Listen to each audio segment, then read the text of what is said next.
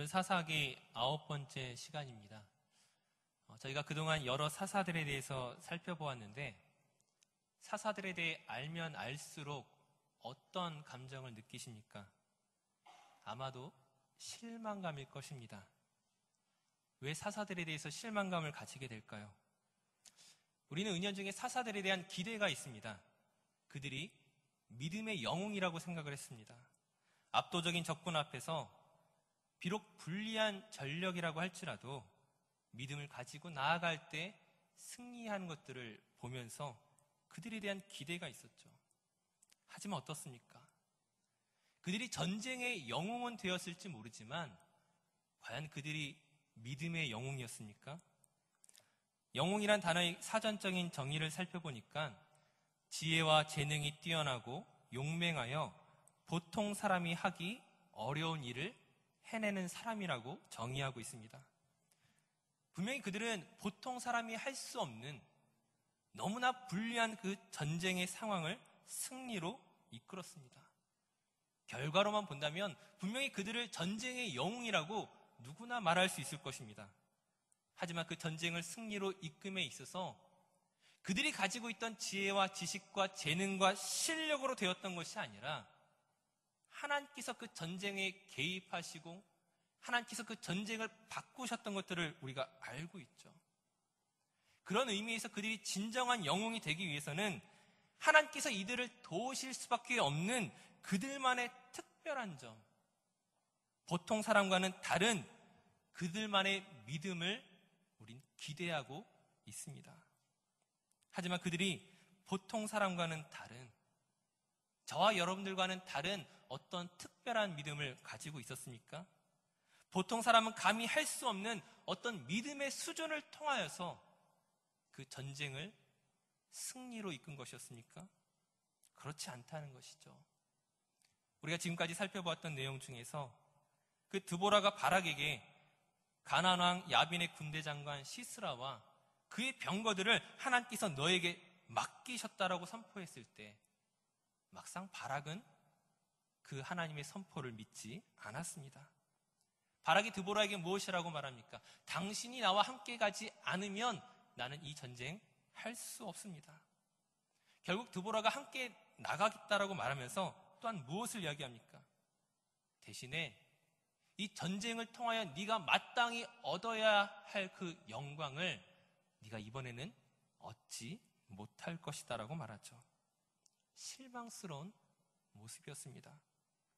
사사 기드온의 경우에는 더 실망스러운 모습을 발견하게 되죠. 하나님께서 거듭 그 기드온의 요청에 따라 증표를 보여주십니다. 하나님의 사자가 그 기드온이 드렸던 예물을 불로 태우고 그가 요청한 대로 양털 뭉치를 이슬에 적게 만들고 심지어 적군의 꿈에도 나타나셔서 그 기드온에게 확증을 주시죠. 그럼에도 불구하고 여전히 흔들리고 의심하는 그 기드온의 모습을 과연 믿음의 용사라고 말할 수 있겠습니까? 더더욱 실망하게 되는 것은 하나님의 은혜로 그 전쟁을 승리로 이끌었음에도 불구하고 그 이후에 여전히 자기의 입속을 차리는 그런 기드온의 모습이었습니다. 하나님만이 왕이시다라고 고백하고 있지만 그러나 그 왕의 권력을 누리기 위해서 사람들을 속이고 사람들의 마음을 훔치는 기드온의 모습이었습니다. 무엇보다 더 실망스러운 것은 단지 그가 타락 이후에 갑작스런 그 승리 이후에 그의 마음이 변심했던 것이 아니라 이미 전쟁 중에 그의 얼마나 연약한 모습을 우린 발견할 수가 있죠. 강한 자에게 비굴하고 약한 자에게 무자비했던 그 모습과 겹쳐서 우린 왜 하나님께서 굳이 기드온을 사용하셨는가에 대한 이유를 발견할 수가 없다는 것이죠. 즉 우린 믿음의 영웅을 이 사사기에서 발견할 수 없습니다. 하지만 이들의 실패를 탓하기 이전에 우리가 먼저 깨달아야 할 것이 한 가지 있습니다. 영웅을 기대하는 그 사람들의 마음속에는 어떤 것이 있습니까? 보통 사람인 나는 할 수 없는 것을 대신 누군가가 해주기를 바라는 마음이 있죠. 사실 일종의 회피입니다. 내가 해야만 하는 일에서부터 도망치는 것이죠. 보다 정확하게 말하면 지금 바락과 기드온만의 문제가 아니었죠. 그들에게 믿음이 요구되었던 것처럼 사실 이스라엘 백성들 한 명 한 명이 모두가 각자 믿음으로만 서야 하는 일이었습니다. 다른 누군가의 믿음이 아니라 이스라엘 백성 전체가 각 개인이 하나님의 부르심을 입은 사람이었음에도 불구하고 바락과 기드온뿐만이 아니라 그 어떤 누구도 믿음으로 반응하는 사람이 없었다는 것이죠. 이 드보라와 바락의 시대에 이 바락은 이스라엘 남자를 대표하는 사람이었습니다. 하지만 바락을 비롯하여 그 어떤 남자들 가운데서도 용기 있게 믿음으로 나서는 사람이 없었기 때문에 하나님은 여사사 드보라를 사용하셔야만 했고 헤벨의 아내 야엘을 통하여 가나안의 군대 장관 시스라를 죽이신 것입니다. 그것을 통하여 무엇을 보여줍니까? 부끄러운 남자들의 모습이었죠. 기드온의 시대도 마찬가지였습니다. 미디안과 싸우기 위해 이스라엘 백성 32,000명이 모였지만 그나마 미디안과 싸울 수 있는 최소한의 준비를 갖춘 사람이 1%도 되지 않는 고작 300명이었습니다. 이스라엘 백성들 가운데 믿음을 보이는 이들이 없었던 것이죠. 그 기드온의 아들 아비멜렉의 시대는 또 어떻습니까? 자기의 배다른 형제 70명을 죽이고 아비멜렉이 왕이 되었습니다. 그 아비멜렉이 왕이 되고자 할 때에 그런 자기의 배다른 형제 70명을 죽인 그 심각한 죄악을 저지른 자를 처단하는 것이 아니라 기드온이 세겜성을 구원했음에도 불구하고 그 아비멜렉을 왕으로 삼는 그 죄악을 성경은 고발하고 있습니다. 즉 사사기가 보여주는 것은 무엇입니까? 믿음의 영웅은커녕 믿음을 잃어버린 시대를 보여주고 있는 것이죠. 그 어느 누구 한 명 하나님을 기쁘시게 하는 사람을 찾아보기 어려운 시대였습니다. 오늘 본문은 사사 입다를 논하기 이전에 이처럼 믿음을 잃어버린 그 세대를 바라보면서 너무도 안타까워하시는 하나님의 마음을 잘 보여주고 있습니다. 바라기는 오늘 말씀을 통하여 다른 어떤 누군가가 믿음으로 서기를 기대하지 마시고 오늘 내가 하나님 앞에서 어떻게 믿음으로 서야 할 것인지를 고민하면서 오늘 말씀을 좀 들으셨으면 좋겠습니다. 오늘 본문 6절 말씀을 한번 같이 읽도록 하겠습니다. 사사기 10장 6절 말씀 함께 읽겠습니다. 이스라엘 자손이 다시 여호와의 목전에 악을 행하여 바알들과 아스타롯과 아람의 신들과 시돈의 신들과 모압의 신들과 암몬 자손의 신들과 블레셋 사람들의 신들을 섬기고 여호와를 버리고 그를 섬기지 아니하므로. 이 사사기의 각 단락의 이야기는 항상 비슷하게 시작합니다. 일반적으로 어떤 패턴을 보여주고 있습니까? 이스라엘 자손이 다시 여호와의 목전에 악을 행하여 또다시 하나님을 버린 이스라엘이었습니다. 그 다음 패턴은 무엇입니까? 하나님을 버린 이스라엘을 하나님이 심판하시고 징계하시는 것이죠. 7절 말씀에 하나님께서 이스라엘에게 진노하사 블레셋 사람들의 손과 암몬 자손의 손에 그들을 파심해 하나님의 징계였습니다. 그 다음 패턴이 무엇입니까? 그 징계로 말미암아 이스라엘 백성들의 그 곤고가 어려움이 심해지면서 10절 말씀을 보시게 되면 이스라엘 자손이 여호와께 부르짖어 이르되 우리가 우리 하나님을 버리고 바알들을 섬김으로 주께 범죄하였나이다. 회개하는 이스라엘 백성들의 모습입니다. 우리가 범죄했습니다. 우리가 마땅히 섬겨야 할 하나님을 섬기지 않았습니다. 그들의 잘못을 핑계대지 않고 솔직하게 고백하면서 잘못을 고백하고 있습니다. 여기까지가 우리가 쉽게 만나는 사사기의 패턴이었죠. 근데 이러한 이스라엘의 그 범죄에 대한 하나님의 반응이 오늘 본문에서는 사뭇 다른 것을 보게 됩니다. 사뭇 다른 정도가 아니라 굉장히 충격적이기까지 합니다. 우리 본문 13절과 14절 말씀을 한번 같이 읽겠습니다. 사사기 10장 13절 14절 말씀 함께 읽습니다. 너희가 나를 버리고 다른 신들을 섬기니 그러므로 내가 다시는 너희를 구원하지 아니하리라. 가서 너희가 택한 신들에게 부르짖어 너희의 환난 때에 그들이 너희를 구원하게 하라 하신지라. 지금 하나님을 향하여 우리 하나님이라고 고백했던 그 이스라엘 백성들에게 하나님 어떻게 응답하십니까? 너희가 택한 신들에게 부르짖어라. 나는 너희의 하나님이 아니다. 내가 다시는 너희를 구원하지 아니하리라. 아주 냉정하게 자르시는 것을 볼 수가 있습니다. 굉장히 충격적인 것이죠. 이스라엘의 회개를 받아주지 않는 하나님의 모습입니다. 우리가 아는 하나님은 어떤 분이십니까? 은혜롭고 자비롭고 노하기를 더디하시고 인자와 진실이 많으신 하나님이, 몇 번이라도 우리를 용납하여 주실 것 같은 그 하나님께서 지금 이스라엘 백성들을 향하여 딴 데 가서 알아봐라, 너희가 믿던 그 신들에게 가보라 거절하고 있습니다. 이스라엘 백성들의 회개가 부족하기 때문입니까? 그들이 하나님 앞에 말만 하고 온전한 회개하지 않았기 때문에 하나님이 지금 거절하시는 것입니까? 이 하나님의 거절 앞에서 이스라엘 백성들이 어떻게 반응하는지 우리 15절 16절 말씀을 한번 같이 읽겠습니다. 사사기 10장 15절 16절 말씀입니다.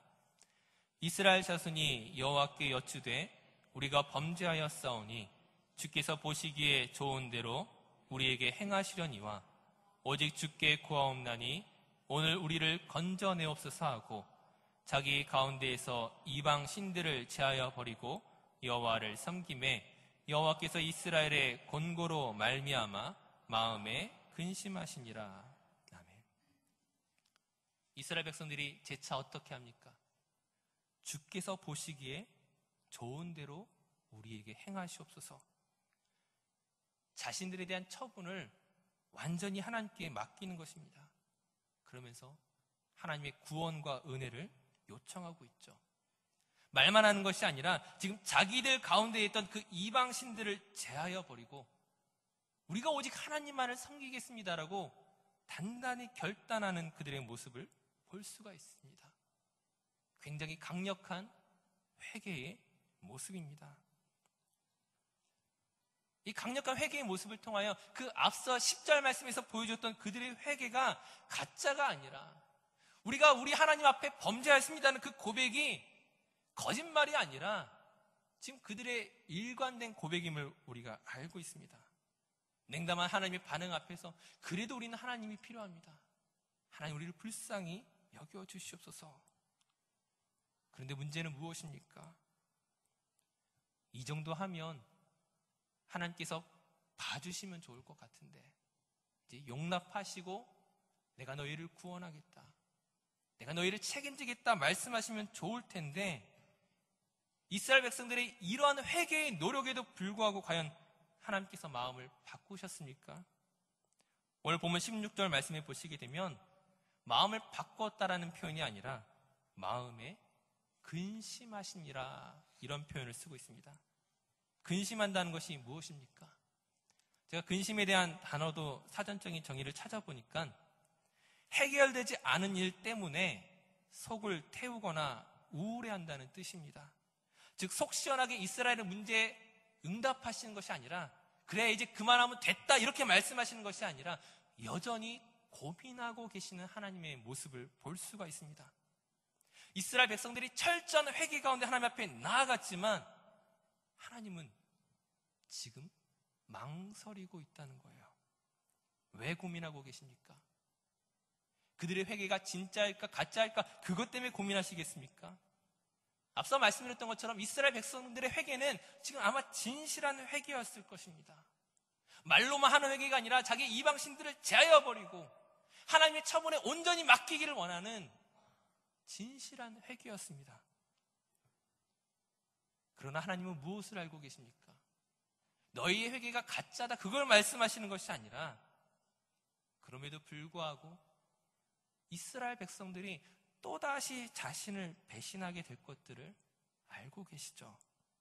평안할 때는 하나님을 버리고 하나님의 징계 속에서는 다시금 회개하고 하나님의 은혜를 구하지만 지금 이 위기의 순간을 지나가고 나면 이 문제가 해결되고 나면 또다시 하나님을 버리게 될 것을 반복했던 그들의 연약함과 무지함과 그들의 타락과 죄악을 하나님 너무나 잘 알고 계신 것입니다. 지금 하나님께서 내가 다시는 너희를 구원하지 아니하리라고 말씀하셨던 것은 무엇을 보여줍니까? 그 자비와 긍휼이 무궁하신 그 하나님마저 그들을 외면하고 싶으실 만큼 지금 이스라엘의 죄악이 심각했음을 보여주는 것입니다.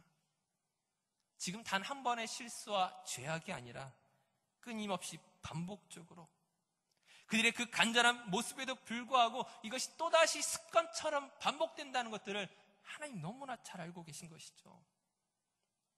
그런데 그럼에도 불구하고 하나님께서 근심하시며 또한 고민하시는 이유가 무엇이겠습니까? 오늘 본문 16절 말씀을 보시면 그 이유를 한 가지 보여주고 있습니다. 다시금 16절 말씀을 보시게 되면 여호와께서 이스라엘의 권고로 말미암아 마음에 근심하시니라. 지금 하나님의 그 근심의 이유가 무엇이라고 말합니까?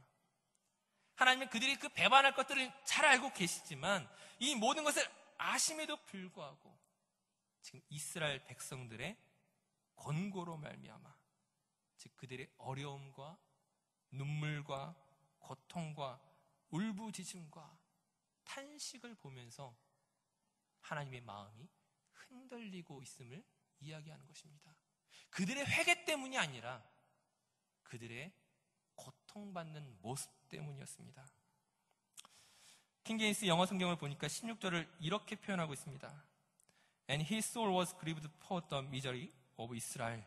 그 이스라엘의 고통으로 인하여 하나님의 영혼이 슬퍼하셨습니다. 무엇을 보여주고 있습니까? 하나님의 그 감정이 느껴지십니까?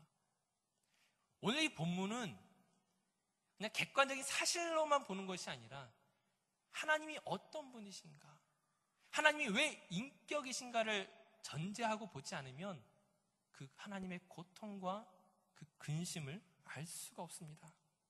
지금 하나님은 그들이 얼마나 진실한 회개를 했느냐 그 여부를 가지고 따지고 있는 것이 아니라 그들의 회개와 상관없이 하나님께서 그들을 사랑하심으로 말미암아 그 사랑하는 자들의 타락과 넘어짐과 무너짐을 참지만 더 이상 두고 볼 수 없는, 또다시 어쩔 수 없이 손을 내미시는 그 하나님의 고민을 보여주는 것입니다. 오늘 우리가 이 말씀 속에서 기억해야 될 것은 하나님의 은혜와 사랑과 구원과 그 용서가 단순히 회개라는 동전을 집어넣게 되면 그것을 얻게 되는 자동 판매기와 같은 것이 아니라는 것이죠. 하나님께서 이스라엘과 관계를 맺고 계시다는 것은 지금 너희가 어떤 수준에 도달하면 구원하고 어떤 자격을 갖추지 못하면 너희를 버릴 수 있는 존재로 여기시는 그런 모습이 아니라는 거예요. 인격적인 관계라는 것은 그렇게 쉽게 자르고 붙일 수 있는 그런 것이 아니라는 것이죠. 지금 하나님께서 그분의 성품, 자비롭고 은혜롭고 노하기를 더디하시는 그 성품이 갑자기 부족하셔서 이스라엘을 냉정하게 대하시는 것이 아니라 하나님도 실망스러운 그들의 모습을 보면서 안타까워하시는, 참으로 견디기 힘들어하시는 그분의 감정을 그분의 말씀으로 우리에게 표현하고 있다는 것이죠. 그 놀라운 사랑과 은혜마저도 쉽게 용서가 되지 않는 그런 상황임을 보여주고 있는 것입니다. 오늘 본문 6절에 이스라엘이 섬겼던 이방 신들의 이름의 목록이 몇 개나 되는지 아십니까?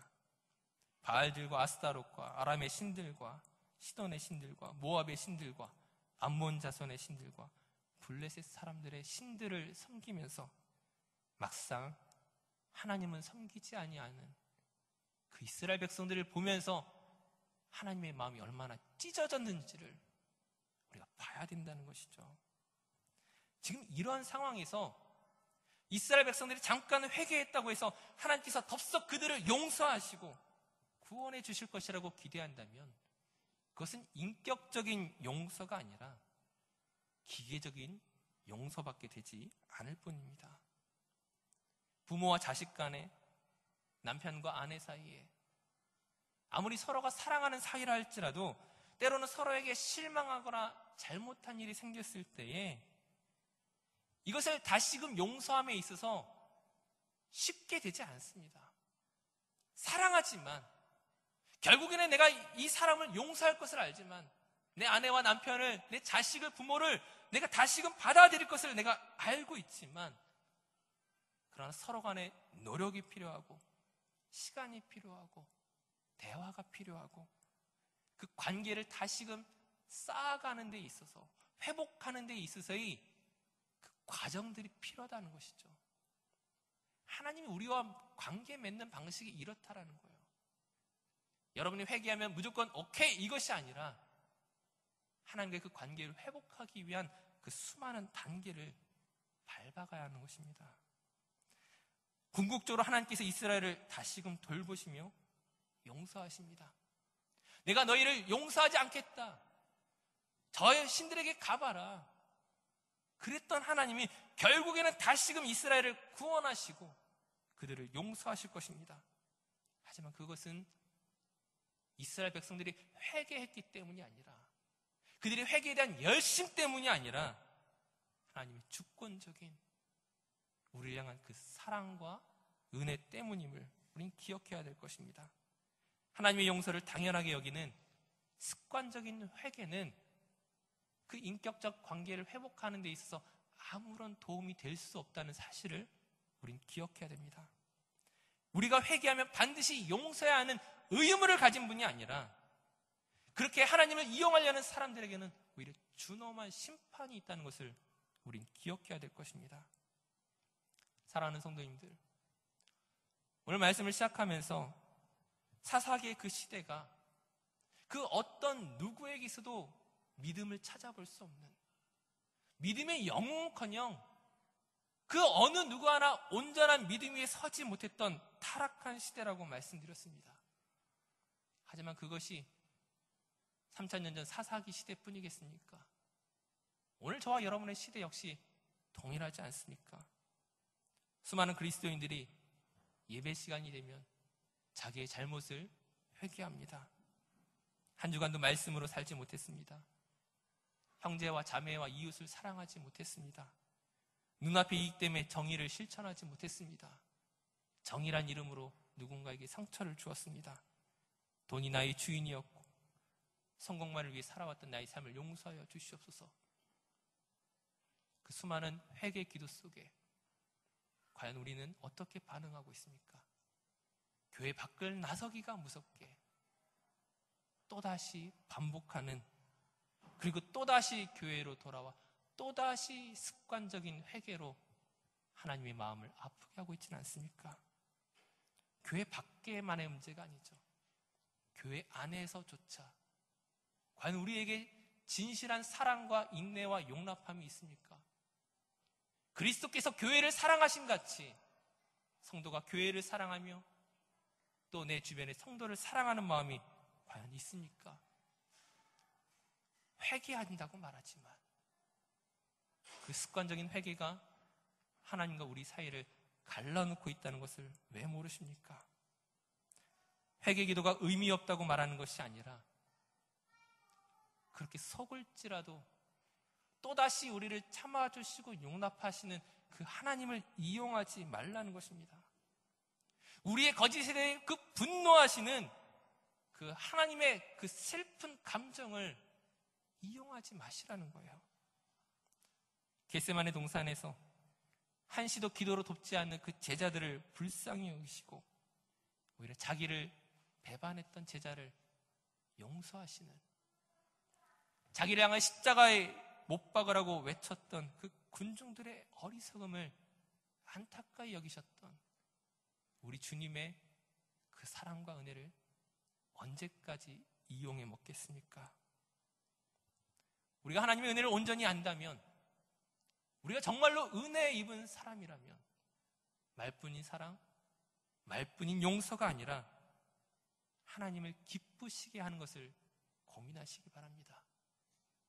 오늘도 하나님께서 우리를 보면서 고민하고 계십니다. 하나님께서 오늘도 우리를 보면서 그 마음이 찢어지고 있다라는 거예요. 입술로는 사랑을 말하면서 도무지 사랑을 발견할 수 없는 사람들의 모습을 보면서 하나님을 근심케 만드는 사람이 오늘 저와 여러분이 아닙니까? 하나님을 근심케 하지 마시고 우리가 어떻게 하나님을 기쁘시게 할 수 있을까를 저와 여러분이 고민해야 되지 않겠습니까? 진실한 마음을 가지고서 하나님 앞에 정직하게 나아가는 저와 여러분이 되어야 되지 않겠습니까? 이 타락한 시대에 그 어느 누구 하나 온전한 믿음을 발견하기 어려운 오늘의 시대에 저와 여러분이 하나님의 마음을 시원하게 만드는, 하나님의 마음을 기쁘시게 만드는 그 한 사람이 될 수 있기를 간절히 축원합니다. 우리 함께 기도하겠습니다. 우리의 거짓말을 하나님께서 언제까지 참아주셔야 하겠습니까? 어느 때까지 하나님을 근심케 하겠습니까? 우리로 인하여 근심하시면서도 여전히 우리를 포기하지 못하는 그 하나님의 사랑과 은혜를 얼마나 더 이용하시겠습니까? 이제 그분의 사랑에 대하여 성숙한 믿음의 반응으로 나아가기를 결단하십시오. 여러분의 가족을 사랑하며 성도를 존중하며 이웃을 섬기는 그리스도인이 되게 하옵소서. 나를 위한 정의가 아니라 말씀이 기준되는 삶을 살아가게 하옵소서. 물질에 매여 사는 것이 아니라 하나님을 기쁘시게 하는 일에 우리의 인생을 드리게 하여 주시옵소서. 우리 함께 결단하며 기도로 나아가겠습니다. 참 좋으신 아버지 하나님,